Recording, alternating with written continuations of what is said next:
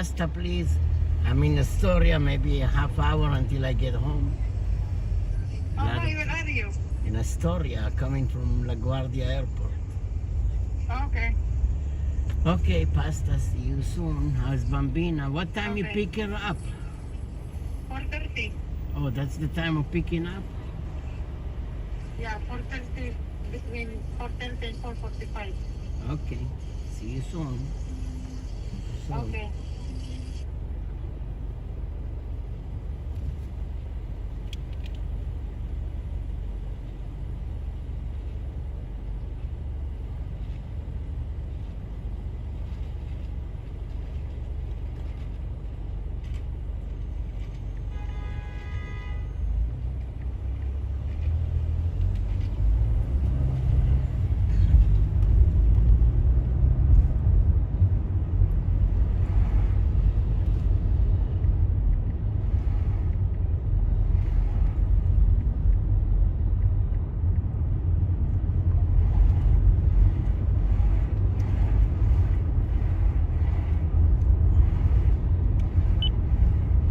ABCRadio.com. Tonight, we're also honoring one of our own. Singer, songwriter, and 77 WABC Music Radio host Tony Orlando receiving the All-American Award for Broadcasting Excellence. We're celebrating here in Manhattan with the gala, including I sent you a message about the comments from Cousin Gem Brucey, Museum, the Magnet board, Museum. Happy birthday to all It's of okay, Virgo 10 o'clock Yeah. tomorrow, okay. And after that, we go to Whole Foods for Bazaar. Okay, just you and I. Championship this year. Okay. They held on to defeat the Baltimore Ravens at home yesterday. And tonight in Brazil, the Philadelphia Eagles and Green Bay Packers will play. Former Giants star running back making his debut in midnight green. And it's also the first NFL regular season game played in Brazil. On Wall Street today, stocks closed sharply lower amid that disappointing jobs report. Amazon and Alphabet slumped more than 3%. Investors rotating out of mega cap stocks. And at the closing bell, the Dow Jones Industrial Average had lost 410 points. The S&P 500 and NASDAQ Composite also closed in negative territory. From the Ramsey Mazda Weather Center, tonight, mostly cloudy skies expected, a low down near 66. Tomorrow, Saturday, a chance of showers, maybe a thunderstorm, a high near 75. Sunday, looking sunny, with a high near 72. EPR HQ And right now, WABC News Time, 6:06. Can you do the Mark pasta? Levin coming your way next. Oh, I'm 75 driving. degrees, broken What are you cloud doing? cover in Because Midtown. I'm James I don't know, Corbin. I The news can't never do the stops at pasta. WABCRadio.com. Oh, okay, I need to pull to the side. You need to go to Google. put to the side and do the pasta. Yes, that's what I do. Click login. It doesn't work. I have to figure it out.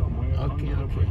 See, when you don't use it, you lose it. Okay, okay. Yeah, okay. Wait.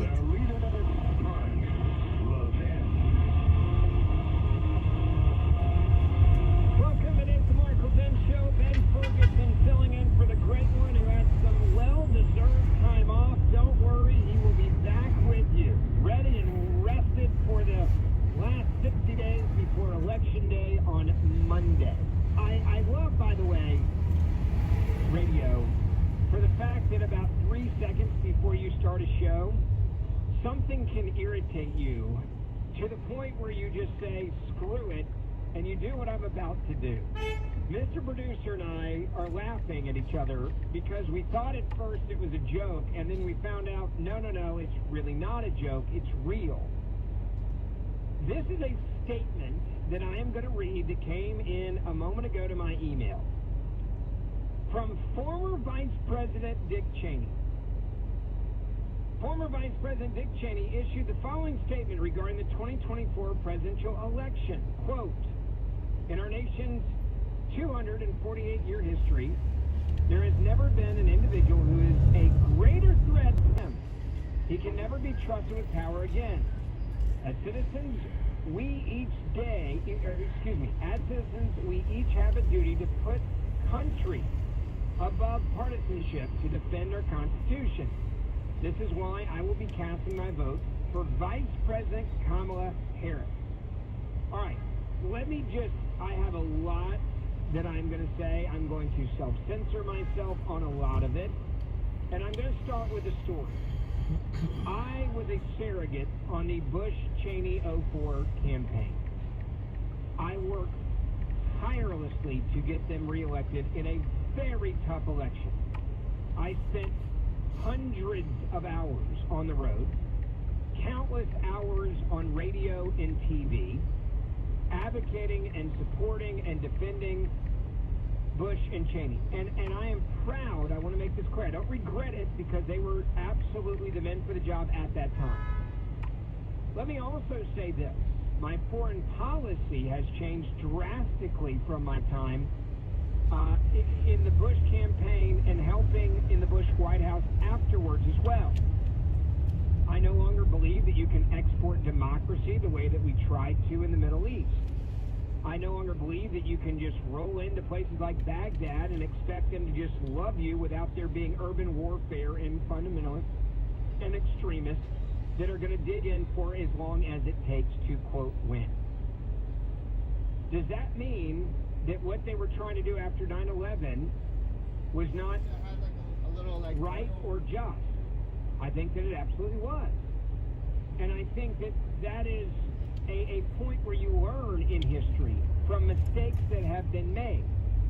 I think if you don't learn from those mistakes, that is when you get yourself in real trouble. Now, I say all that to explain that, like, when we saw what a screw-up in occupying Afghanistan and Iraq was becoming, Yeah, everybody. How you doing, everybody? I'm on the way to the city from LaGuardia. Nation and democracy and blah, blah, blah, blah, blah. Blah, blah, Because blah, I blah. believe the intent Blah, blah, blah, blah, was blah, real. blah. And Monday morning quarterbacking is really easy when things don't go well in politics. But if you look at the mindset that they had after 9/11, they were trying to keep this country safe. Blah, blah, blah, One of those blah, four blah. players was a mentor, is a mentor of mine, the former Attorney General John Ashcroft, an amazing Yep, man. Joseph I have Taylor, no how you doubt in my doing? mind, genuinely was making every decision that he could to protect and Sally keep us, Scorpion, my safe. dear And love, it- Sally Scorpion, me love his you book long that he time. wrote, Never Again, was about making sure that while he was there as the Attorney General, that it never happened again, what we saw and witnessed on 9/11. And so I put that into context to say, I can understand people like changing. I respect people when they change. I can respect when people change their policies in general, like mine has changed. From witnessing and watching what we did after 9/11 in the Middle East. I would be a great example of that. But what Dick Cheney is doing here is not that. And I want you to understand why Dick Cheney is making this decision and why I want to call it out for what it is. It is absolutely disgusting that he is putting out a statement and supporting Kamala Harris, who is absolutely a threat to this country. If he cares about a democracy, then you don't put a communist, a declared communist, who is wanting to put in price controls, who allowed soldiers to die at the airport in Afghanistan because of an artificial data pulling out of Afghanistan. By the way, a war that you, Dick Cheney, helped start in office. All because you got your feelings hurt, and this is the point I want to drive home. The only reason why he is making this decision is because he has his feelings hurt that Liz Cheney got kicked out of Congress, that there was no way in hell that she was going to win a re-election, and that Donald Trump went and said, Liz Cheney, you're coming after me? Maybe this May, and he and his father will both be back in court for a preliminary hearing on December 4th, although that date could change in the future. Well, beyond the court, how has the community of Winder been responding these last couple of days? Yeah, there have been several prayer vigils in the town attended by a lot of the community. I've been able to attend. And tonight, instead of the football game, they're having a vigil at the opposing team's high school in Monroe, Georgia, about 30 minutes away, of course, remembering the football coach who passed in the shooting and just coming together as a community. That's Chase McGee of Georgia Public Broadcasting. Thank you for your reporting. Thanks so much.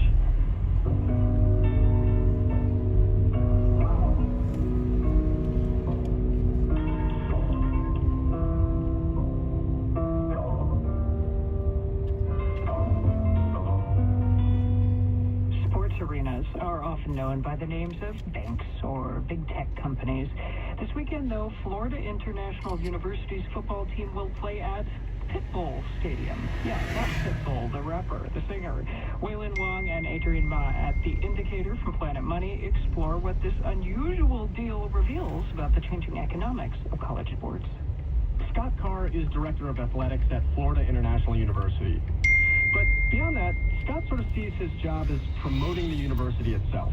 We are one of, if not the strongest marketing arm for an institution, right? Scott says nothing quite builds a school's brand like sports, and one sport in particular.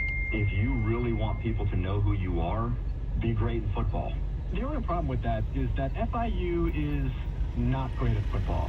To be fair to FIU, its football program hasn't been around for that long. So how does the school football team get better then? Well, of course, it has to attract better players. And how does it do that? Well, the simple answer is money. A school with more money can hire better coaches and give out more scholarships. But that money has got to come from somewhere, and finding it has become more complicated in recent months. For one thing, a couple of years ago, the main governing body of college sports, the NCAA, got rid of an old rule that prohibited athletes from earning money off their name, image, and likeness. As a result of this change, donors and corporate sponsors who in the past would have given money directly to a school can now give money directly to athletes. Compounding this issue is a second major shift expected to happen next year. In a proposed settlement in a lawsuit involving the NCAA, schools may soon be able to start sharing revenue from things like ticket sales and sponsorships with student athletes. The hunt for new revenue led Scott and his colleagues to do what more and more schools have done in recent years, which is lease out the naming rights to their sports facilities. And if I use case, this is a 20,000-seat football stadium. And that is when they approached a man named Armando Christian Perez, a.k.a. Pitbull. And Pitbull agreed to pay FIU $6 million to have his name on the stadium for 5 years. Here he is talking about the deal on ESPN. You know, coming from Miami, you got that chip on your shoulder where you're just the underdog of all underdogs. And you're constantly trying to figure out ways on how to do things that nobody thought of, or they thought that it was unbelievable and impossible. But why didn't FIU do a name deal with, let's say, a bank or a tech company or a Fortune 500 company with super deep pockets? Scott says it was about generating buzz. There's not another college stadium that's named after a musician. If we had named our stadium after that Fortune 500 company, you and I had never met each other, and we're probably not doing this interview. Scott says he got a company to estimate the amount of media exposure the school has gotten in the 2 weeks after they announced this Pitbull Stadium deal. And he says it was estimated to be worth around $86 million. So I guess we're kind of a part of this too? I think bait, set, and hook. As part of the deal, Pitbull will help the school with fundraising, promote the school on social media, and even write a special Pitbull Stadium song. We should say, lest we give the impression this is a philanthropic endeavor for Pitbull, that it is also a multi-dimensional money-making opportunity for him. He has the right to sell on-field advertising space. Pitbull also owns a vodka brand, which will be sold in the stadium. And maybe the biggest deal of all, 10 days a year, he gets to use the stadium rent-free. So he could throw a concert, he could lease it out, he could, throw a children's birthday party and offer pony rides. That would be an epic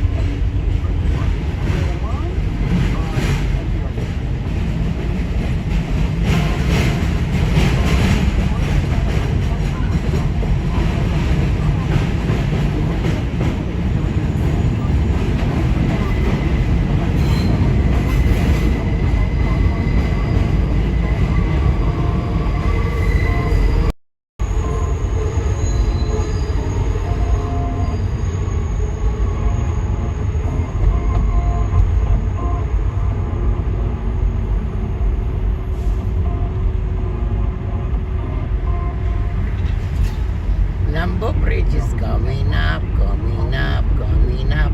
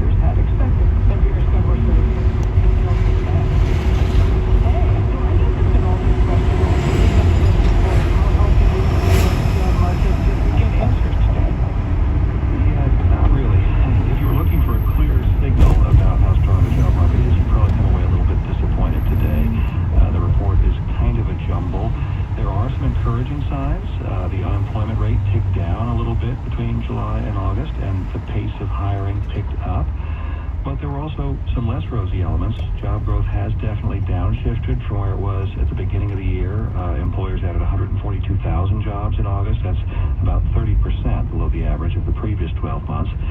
And revised figures show a good deal less hiring in June and July than initially reported. Federal Reserve Governor Chris Waller told an audience at Notre Dame today that today's report, along with some other jobs data released this week, suggests the labor market is slowing down, but not falling off a cliff. On balance, the data we have received in the past 3 days indicates to me that the labor market is continuing to soften, but not deteriorate.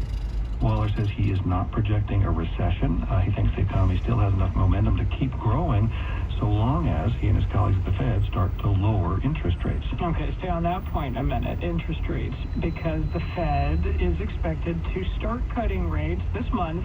How might today's jobs reports affect that? Yeah, it's all but certain the Fed's going to start cutting interest rates when policymakers meet in less than 2 weeks. The big question has been, will they go with a modest rate cut of 1/4 percentage point or a supersized cut of 0.5%? If today's report had been more definitive, it might have answered that question, or at least moved the needle one way or the other. But instead, it was this sort of choose-your-own-adventure. Waller was non-committal on how much he thinks the Fed should cut rates this month. For right now, he's keeping his options open. I am open-minded about the size and pace of cuts, which will be based on what the data tell us about the evolution of the economy, and not on any preconceived notion of how and when the committee should act. Now, however big this initial rate cut is, Waller says it in November and December, so look for interest rates to probably fall further by the end of the year. And Scott, how are the financial markets reacting to all this? Like the report itself, the reaction's been kind of mixed. The stock market tumbled. The Dow fell more than 400 points. At first glance, investors were tilting towards betting on a larger rate cut in September, but as the day went on, those bets sort of everybody's trying to parse these numbers in real time, and it's not easy. Waller, who scheduled this speech of his less than 3 hours after the jobs report came out, said he knew that might be a tricky juggling act. He joked that being a central banker is often more of an art than a science. Well, we like to say that monetary policy must be nimble, so that means policymakers must be nimble also. Not Simone Biles nimble, but nimble. It's kept interest rates at a very high level to bring inflation under control, and it's been pretty successful. Now the challenge is, can they stick the landing? And hope it's a soft one, so we avoid sending the economy and the job market into a ditch.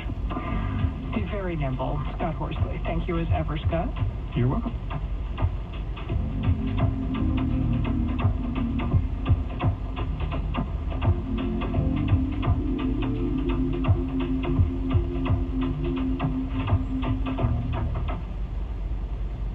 A busy week at City Hall after federal agents raided the homes of 3 top aides to Mayor Eric Adams. Meanwhile, multiple outlets report the FBI seized evidence from NYPD Commissioner Edward Caban. Our next guest is Councilmember Robert Holden. He represents Maspeth, Middle Village, and other nearby neighborhoods in Queens. He's the co-chair of the council's Moderate Common Sense Caucus, and he also says the police commissioner needs to resign as a result of the federal probe. Councilmember Holden, welcome. Thank you for having me. Why do you think Commissioner Caban should resign? Well, he's the commissioner of the NYPD. He has to have, he can't have a shadow over him like this. This is a huge shadow over the entire department now. So I think for the good of the department, certainly as a symbol of law enforcement, he can't function like this. And I think he should resign. Look, I support the NYPD. I support Caban, Commissioner Caban. I met with him several times, but this is a bad look. This is very disturbing. So we have to think of the NYPD now, the entire department, all law enforcement. You can't have somebody under investigation who heads the department. It just can't work. I want to read from an editorial from the New York Post today. Quote, the NYPD chief works with the feds every day. Now he's had his home raided by those very same feds. Even if he's done nothing wrong, how can he possibly do his job properly while this stink remains? Councilmember, even if he's done nothing wrong, shouldn't we afford the police commissioner due process? He hasn't even been brought up in any charges yet. but there's something here. Obviously, the feds don't do this every day, and they do it for a just cause. So even if, like the Post said, even if he didn't do anything wrong, there's something going on within a department. So that needs to be. So I mean, he could step aside temporarily, but he should not head the department, because people are not going to. They're not going to really treat him with the same respect, and they're not going to. There's always going to be that shadow. What I'm saying, and it's really hard to function like that.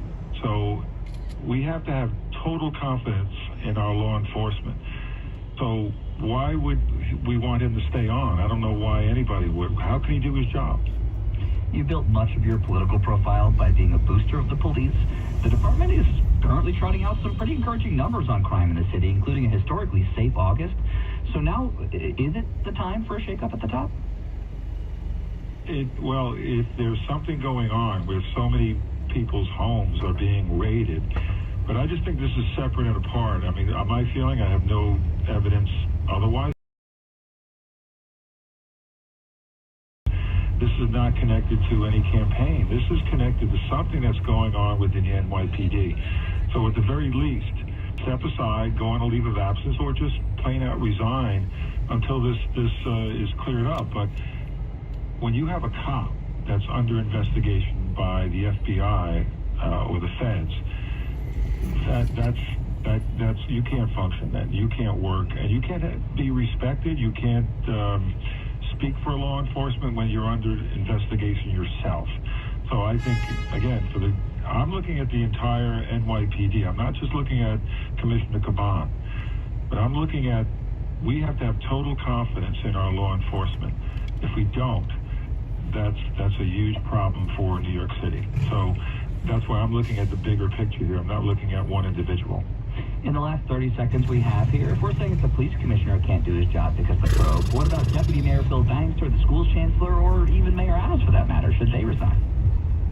Well, again, they're not police officers. Caban is different. There's a look here. I think, if the mayor's campaign is under investigation, that doesn't necessarily mean he can't do his job, or a deputy mayor who's appointed. But this is someone who we have to have total confidence in Commissioner Caban. And if we have any doubts, he should step aside. And that's what I think in this case he should do. That's New York City Councilmember Bob Holden. Councilmember, thanks so much for joining us. Thank you, Sean.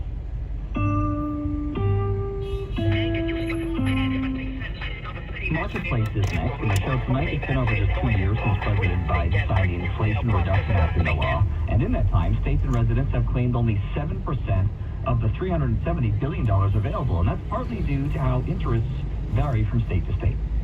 We see a strong interest in clean energy projects coming from Republican governors all over the place. That story coming up on Marketplace. We'll be back with All Things Considered at 7. WNYC supporters include WNYC, Netflix presenting the new film His Three Daughters. Natasha Lyonne, Elizabeth Olsen, and Carrie Coon star as three estranged sisters caring for their ailing father. Now playing in select theaters on Netflix September 20th. This is WNYC 93.9 FM.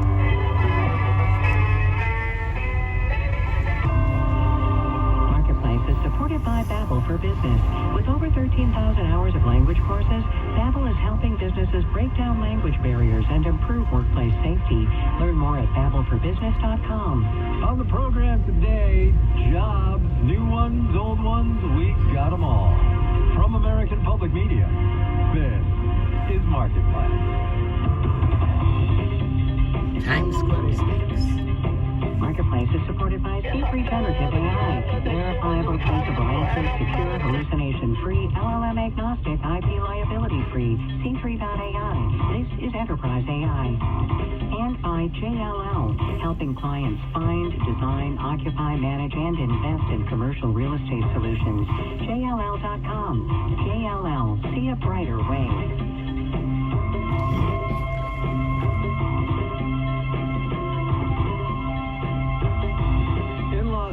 I'm Kai Rudolph. It is Friday. Friday today, everybody, the 6th of September. Good as always to have you along. Jobs are where we're going to start. Jobs will probably be where we end, maybe with a detour into the Fed somewhere in the middle. I don't know. Maybe something else if it comes to mind. Rachel Siegel is at the Washington Post. Lynette Lopez is at Business Insider. Hey, you two. Hi. Lynette, let me start with you. The July jobs report. August jobs report. Hello. Come on, I've been off for 3 days. 4.2% on the unemployment rate, 142,000 new jobs. Is it cooling nicely, the American labor market, or is it cooling too fast?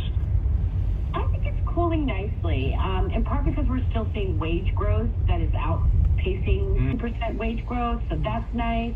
We're slowing, but we're not screeching to a halt, and we're still seeing robust hours worked. We had to revise down the last couple of months, but there's nothing that says health recession coming. We're still seeing we're still seeing a solid job market. Okay. Rachel, here comes the detour into the Fed. Everybody's banking it. Well, not everybody. The talk before this morning had been, it's going to be probably 25 basis points, quarter of a percentage point. Now it's, half the people who guess at these sort of things professionally are saying it might be, 50 basis points, all a half a percentage point. If they go to half, does that imply panic to you? Definitely, and that would be the point of a 50 basis point cut. The Fed has other ways of getting to that scale. They can issue 2 25 basis point months and get to that same place, but a signal they want to get out and really put out there as aggressively as possible. That generally is not the Fed's way of going about things. They prefer to be more steady, more measured, move more slowly. But if they decide that actually they need to send a little bit more of a siren, that's exactly the way that they would do it. Well, do you think they have a siren in mind? I mean, look, they were late in the beginning of inflation, right? They missed it by, a meeting or 2 or 3 or 4. Maybe they don't want to mess around on the back end? I think, nobody wants panic. Yeah. What we're seeing in the markets today is already the market's kind of reacting to what's about to happen and to the idea of a slowdown. And all of this is being communicated very clearly, not just in the United States, but globally. So I don't think, a 50 basis point gotten out of our hands in a way that the Fed had to admit when it started its hiking cycle. They had to say, okay, we're way behind. But it doesn't necessarily seem to be the case here at all. Let me ask you, actually, since you mentioned the markets, which today were down again, and it's been a rough week, they do seem a little skittish, a little jittery. And I guess why, given that the fundamentals really don't reflect what is going on in the equities markets? Well, the equities markets were screaming up because despite the fact that we had higher interest rates, the economy and the job market were still booming. And now it looks like the economy is slowing down. And the stock market is repricing. It's shocking that as the economy slows and we kind of, again, try to find this neutral, normal growth cycle, that stocks start to think, okay, where is money really going to be flowing in an economy that is not as hot and not as strange? Because so this is like a whole new normal that the market hasn't understood for the last 14, 15 years. And I think the stock market is reflecting that confusion. Rachel, I heard your there in the middle of that. Talk more about why the whole, transition from strange to not hot is a thing that everybody's sort of like, I don't know what's going on, man. No, and I was talking to someone today, and we were sort of, observing that we still are in this murky period where it feels like officials are saying, well, the next report will be more clarifying, and then we get our next report, and then it's going after that. This August jobs report was supposed to be really important. It's supposed to clarify whether July was the marker of the slowing market or that, it was more of a one-off. And somehow we didn't really get a clear answer. We all kind of read the report and called around, and it was like, well, and the officials were talking today, and they still didn't come down one way or the other, and that just sort of kicks the ball down the road, and then we'll get to the September meeting, and Powell will, as he is wont to do, leave the door open for future decisions. That is a mode that I think we're very used to, but it doesn't come with a whole lot of answers in the meantime. Yeah, no, I think that's totally right. Lynette, talk to me for a second about the revisions on the jobs, and I think it was like 86,000 revised downward over the past couple of months. Lots of hay has been made of that, I think, in the last 8-ish hours since the report came out, whatever it is. You worried about that? Downward erosion? I mean, yeah, we're worried about the slowing jobs market in general, but I still don't think that we're seeing an economy or a job market where we're seeing a ton of layoffs that are material. And the unemployment rate is still relatively low, and we're still seeing wage growth. We're seeing people rejoin the labor supply. So this is not like a labor market that looks sick. It's a labor market after kind of turning the economy off and then turning it back on again. There's really no precedent for what we're dealing with, and there are all these different indicators like the thumb rule or the inverted curve or whatever you want, but these are all just statistical ways of reading the economy, and there are lies, damn lies, and statistics. And this is a very strange situation, so we can't tether ourselves to any of those things. We have to look at the picture holistically. And when we look at it, we still see low unemployment rate, we still see healthy job market, we still see wages increasing, and we see inflation going down. So directionally, it's what we want. Rachel, I am loath to do this, but I'm going to end by asking you about the vibes, because it's sort of what Lynette just said was, there's data, but vibes, man. Yes or no? Kylie, we can't have a conversation without talking about the vibes. You know, the vibes I feel like are a little, what would the right word be? Almost like a little, like, wait and see, question mark, which is the position we've been in. I mean, the vibes could be good, just depending on all of the big data points that Lynette just lined out. But there's all this criticism out there that they're falling behind yet again, and that they're going to be too late, and that the job market can weaken really fast, which sort of puts a cloud over what could otherwise be a pretty positive report. Rachel Siegel at the Washington Post, Lynette Lopez at Insider. Thanks, you two. Thanks, guys. Have a nice weekend. On Wall Street today, as Lynette was talking about, a little jittery. We'll have the details when we do the numbers. Of a mixed bag this morning. Decent, but not great number of jobs created. Unemployment did go down. Do not sleep, however, on the key money in people's pockets data point. Lynette was talking about this. Average hourly earnings were up 0.4% last month, which was a bigger gain than July and more than people had been expecting. And workers were clocking into the office a bit more last month, with the average work week up 1/10 of an hour. Yes, an extra 6 minutes. Park Place's Mitchell Hartman is on that one. Honestly, what's not to like in the earning power section of this jobs report? American workers got $1.30 pay bump on average compared to what they were making a year ago, to $35.21 an hour. Jane Oates is a policy analyst at Working Nation. I think it's great. Year over year, we've seen about a 3.8% increase in overall wages. Keep in mind, inflation's running under 3% a year now, so real earnings, the purchasing power of workers' take-home pay after rising prices, continue to improve. But remember, rising wages weren't always considered such a good thing in this economy.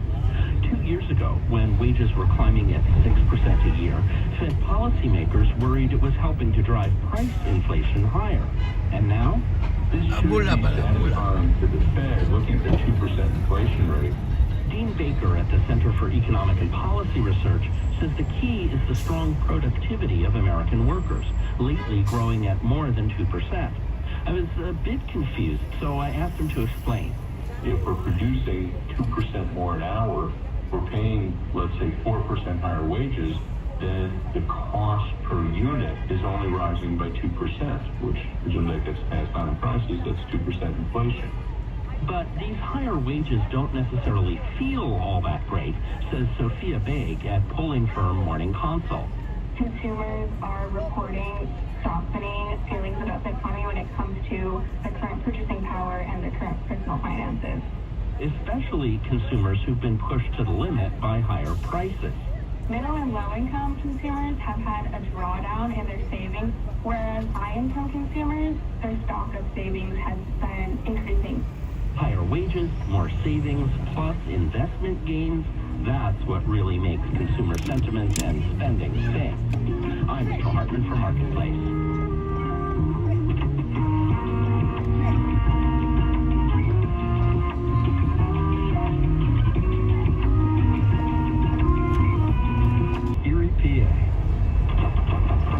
Years ago, we started doing customs brokerage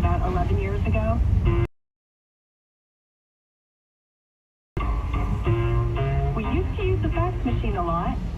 What we would do would be if Customs, CBP, would request documents to and then send the fax. So it's a little bit cumbersome when you have to do it that way. I had one port where I went to fax something and I said, well, I put on the cover sheet. No, you're not supposed to have a cover sheet. We have too big a volume. We can't do the cover sheet. Okay, fine. So how do I know that you got the fax? I'm just calling it confirm. Well, you have to look at the readout on your fax machine. Which, okay, that's cool, but I know it's sent properly. I know it says that it received properly, but did someone in your office lose it from getting from the fax machine to your desk? What's different now in terms of filing any kind of paperwork with Customs is it's stored in our system. We just do a couple clicks and indicate which files we want to upload. We hit a button and then we get a verification in our email. We're not using faxes at all if we can avoid it. We always ask people to email the documents, or we will email the documents to them. And we don't have a dedicated fax machine anymore. Gretchen Blau, Logistics Plus, Erie, PA is where she is. More analog memories from Marketplace regulars in just a little bit.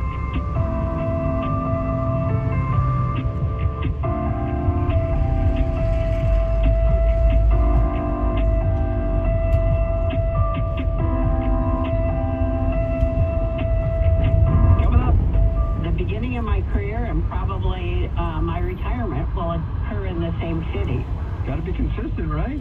First, though, let's do the numbers. Yeah, the Wawas. Maybe for the wheat, too. It was a weird week. Dow Industrial's off 410 points, 1%, 40,345 for the blue chips. NASDAQ off 436 points, 2 6/10%, finished at 16,690. The S&P 500 gave back 94 points, about 1.7%, ended things at 54 and 8. For the week, the Dow lost 2.7%. The NASDAQ dropped 5 8/10%. The S&P 500 down 4 1/4%. I will note here that today is National 401k Day. Do not, repeat, do not check your 401k on days like this. Mitchell was talking about today's jobs report. Here are some healthcare stocks which did add jobs in the last month. Tenet Healthcare Corporation down 5.3%. Johnson & Johnson down 0.4%. Abbott Labs up 0.7%. You're listening to Marketplace. Marketplace is supported by the Pacero Center for Financial Markets and Policy, presenting the Financial Markets Quality Conference, an opportunity to explore the intersection of finance and policy with global financial leaders at Georgetown University on September 17th. And by Bitwarden Password Manager. Bitwarden is designed to offer password security from any device at any location, securing both sensitive business information and personal accounts. Learn more at bitwarden.com. And by the Peter G. Peterson Foundation, a nonpartisan organization dedicated to raising awareness and accelerating action on America's fiscal challenges to build a brighter economic future for the next generation. Learn more at pgpf.org.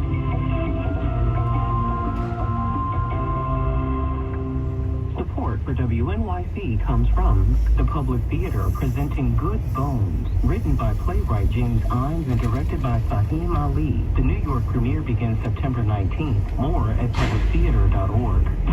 Next time on the New Yorker Radio Hour, you remember the big lie in 2020? Are we in for an even bigger lie? I believe Donald Trump is going to say after Election Day in 2024 that he won all 50 states. But there's no state he didn't win. Possibly 51. 51 if you include the District of Columbia. Correct. Kamala Harris's campaign lawyer, Mark Elias. Next time on the New Yorker Radio.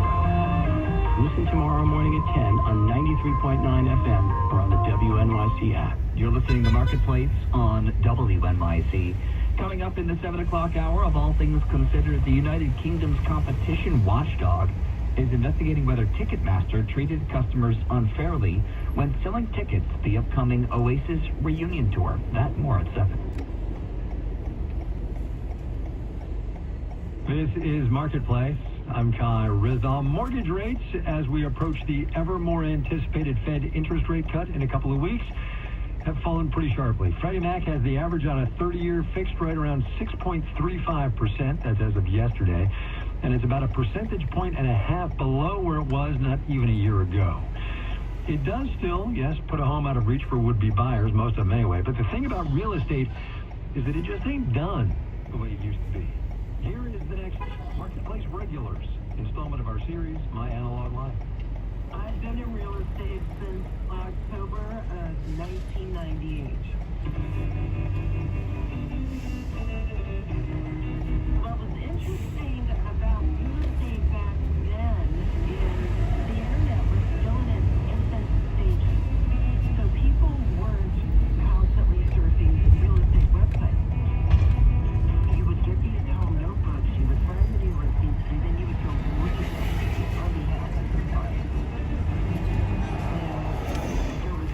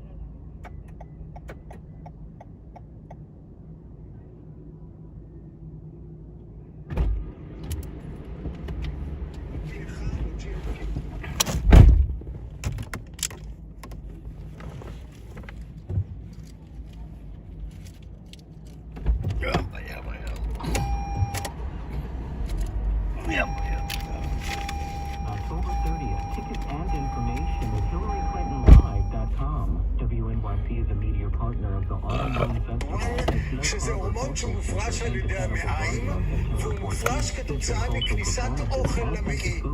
ומה שהוא גורם זה לעלייה ברמת האינסולין. כלומר, הוא מגרה את הלבלב להפריש אינסולין.